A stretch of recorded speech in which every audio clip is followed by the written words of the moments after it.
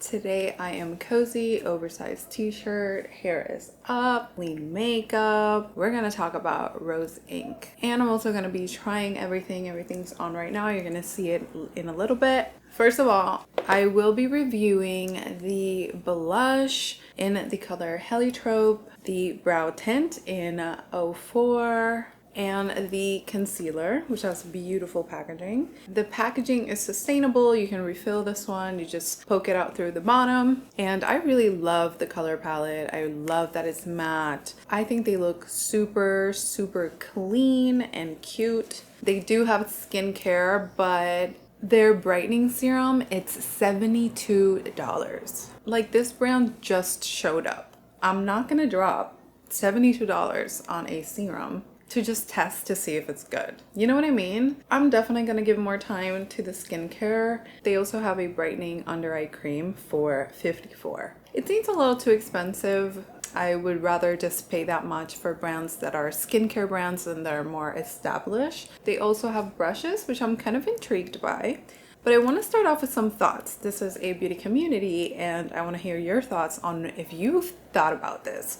When Rose Inc. started, they started off with a blog, very much like, I guess, Into the Gloss. Then now they have their beauty line. And to me, it kind of seems like having their beauty line was their goal since the beginning. I think I saw Rosie actually talking about that it was her goal from the beginning. I think she was hoping that she could do that. I guess it's just like they were trying to copy the Glossier formula. Into the Gloss, which was a really cool hip blog of makeup. And then Glossier now has the most massive cult following I've ever seen for a beauty brand. And I feel like Rose Inc. kind of saw that and decided to, I guess, do that, which is fine. I'm not shading. I just want to know what your thoughts are. I'm pretty sure I'm not the only one who kind of cashed that right away. I really do tend to move towards clean beauty brands more than normal brands, and I really love their sustainable mission. So in a way, it's really cool that Rosie had a vision for what she wanted, and that's cool. Either way, it's a new beauty line. We have so many of them, especially coming from celebrities. I think this one is a solid one. But thoughts aside, let's go into the demo and let's go see how these products apply. So today we are feeling very laid back. So this would be like my first impressions on Rose Inc. Beauty. They don't really have a foundation as of yet. They do have the concealer. It is called Soft Light Luminous Hydrating Concealer. So I'm guessing it's just gonna give us a really hydrated look. From what I've seen, it seems to be pretty full coverage, and I don't really think this is my shade. It was quite hard figuring out my shade online. I did not use their shade finder though. They claim it's like very high-tech and accurate. I just did it at Sephora, so that's why I didn't use it. This shade is the LXO50. So let's start with the concealer. So a lot does come out of the wand when you first open it. I don't really think you need all of this. To be honest, I don't really want to use this all over my face. I know that they've been recommending to use that, but I'm just gonna quickly just apply some of the Giorgio Armani Luminous Silk. I'm not gonna go too heavy on the coverage because I do want to see if the concealer can cover the acne scars or not. Okay, so now let's go into the concealer. I'm gonna start applying under my eyes. Obviously plenty of dark circles. So I'm just gonna do a dot. Ooh, it's dark. Okay, so I went a little dark with this selection. I really don't find it to be that full coverage. I thought it would be way worse. Finding shades online, it is so hard. I do see some darkness in this inner part right here, which is my struggle area. That's the part where I get most darkness. That's the part where probably everybody gets most darkness. It feels great. Doesn't even feel like it needs any setting. The wand is really big also. I'm gonna try and cover these areas of my face.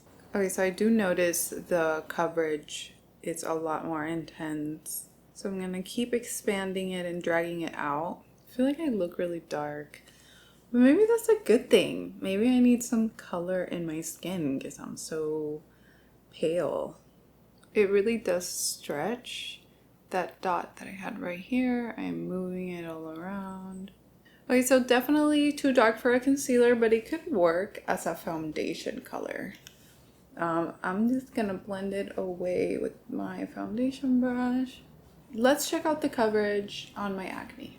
Now that I'm wearing it, I do feel like I can tell my pores a little more because it is giving you that radiance, and I feel like when you add luminosity to your skin, your pores kind of show. When you're a little bit more matte, you look more blurred. But we can use powder at the end, but so far this is the texture on the center of my face. It is a little bit on the messy side because so much product just comes out of it. Like, look at the tube right now. So I dotted it right there. Now I'm just gonna tap away. You know what, I'm gonna use my finger because I know that not everybody uses a concealer brush.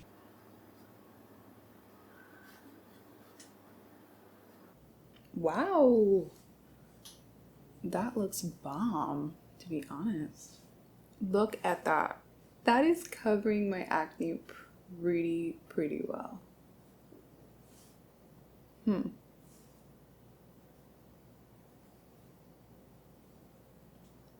Nice. Okay, so I wouldn't layer it too much because it does start to look a little bit caked up.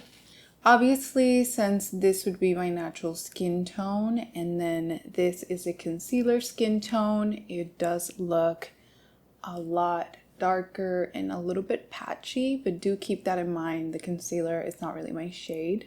If you were to cover that area, you would kind of see it did cover the acne quite well. So the other product that I have here is one of their best sellers, I think. It is their Lip and Shade color. The color that I have is Heliotrope. It's magnetic. And yes, it looks like a toilet seat. But doesn't it look so cute? Like, it's not like any toilet seat. It's like a cute toilet seat. It doesn't lay flat like other compacts. I put my finger on it. It has a really cool texture. Either way, we're gonna have to mess it up to try it. So honestly, something that didn't have me so convinced was their shade, their colors. I don't know, they just seem like weird colors online, and their descriptions were also very weird. Like, I'm pretty sure this one is described as an apricot, and to me, this is not what an apricot looks like.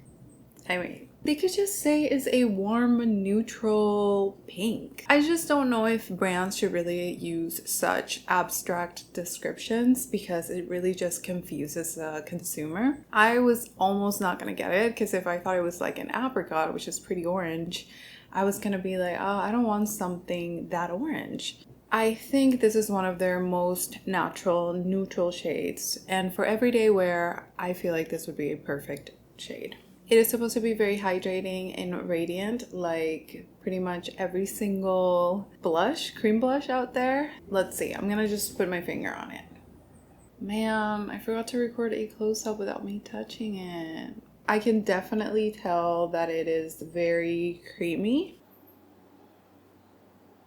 Okay, so it's not super pigmented in the sense where you have room to play. I feel like certain brands make blush so pigmented that it's kind of like, if you make a mistake, you can't fix it. I'm gonna go in with a brush. This is the same foundation brush that I used earlier.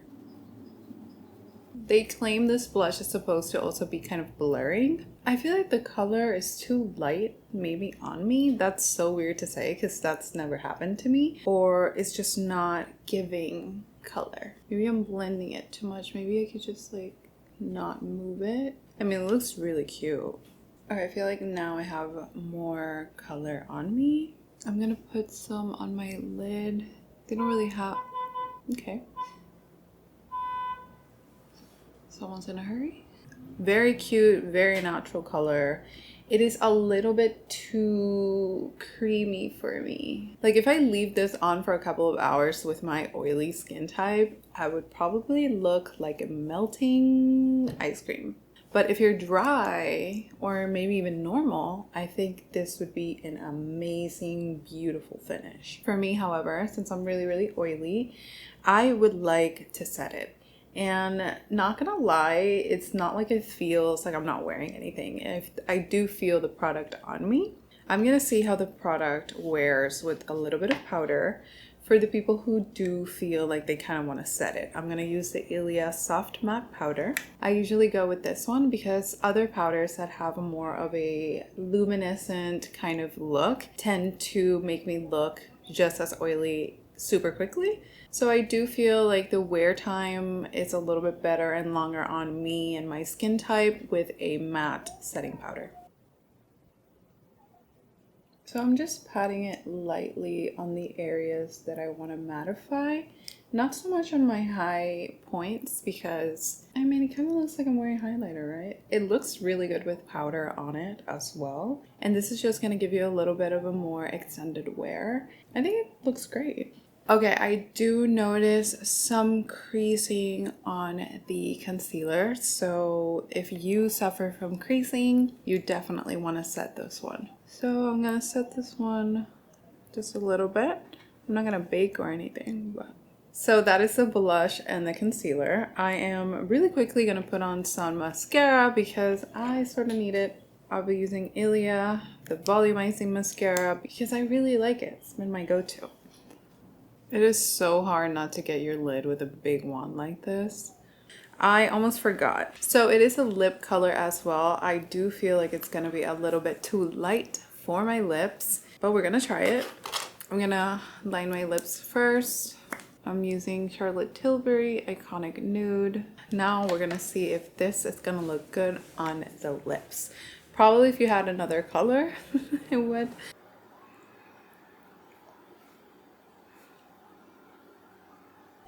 It's a little too light with the lip liner. It doesn't look terrible. I'm gonna leave it for now.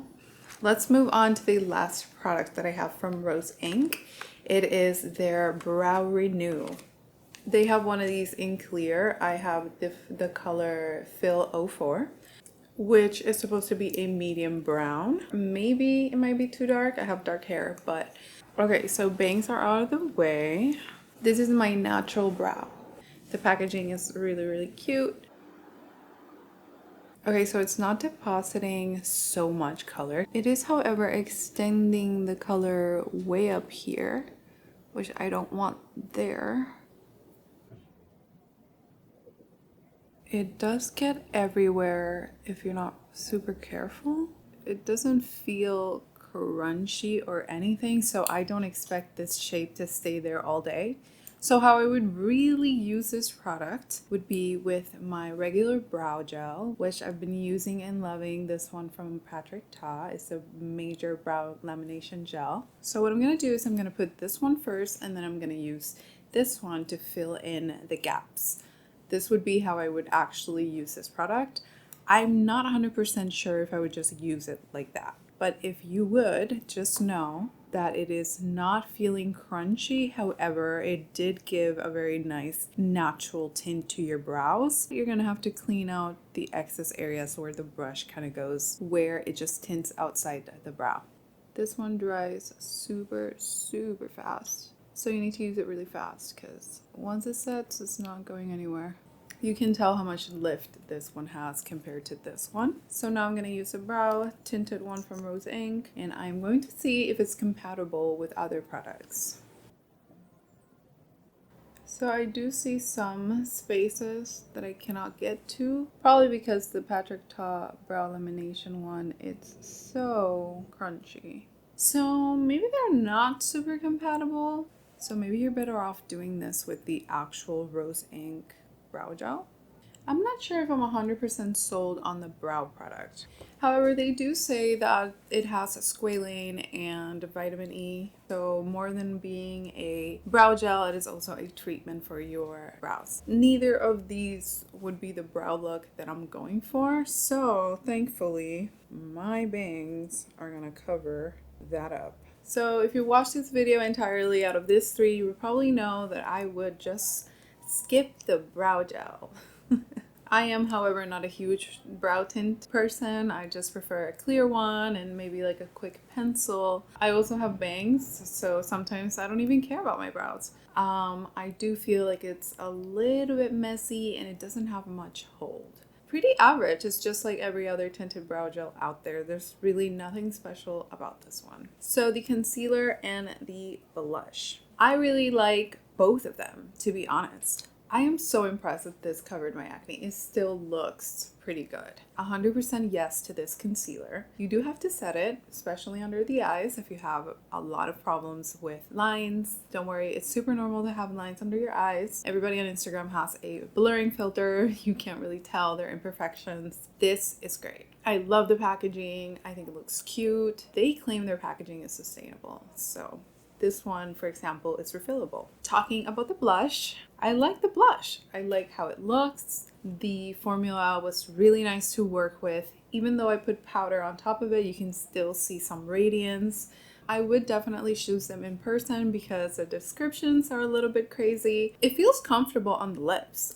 A lot of lip and cheeks kind of look better either on the lips or on the cheeks. This one, I would definitely think that it works great on both. So those are my thoughts on Rose Ink. If you liked this video, please give it a thumbs up. It would definitely help me out. I'm sure everybody says it, but it's true. And I have a lot more videos coming soon, so do subscribe. So I'll see you on the next one.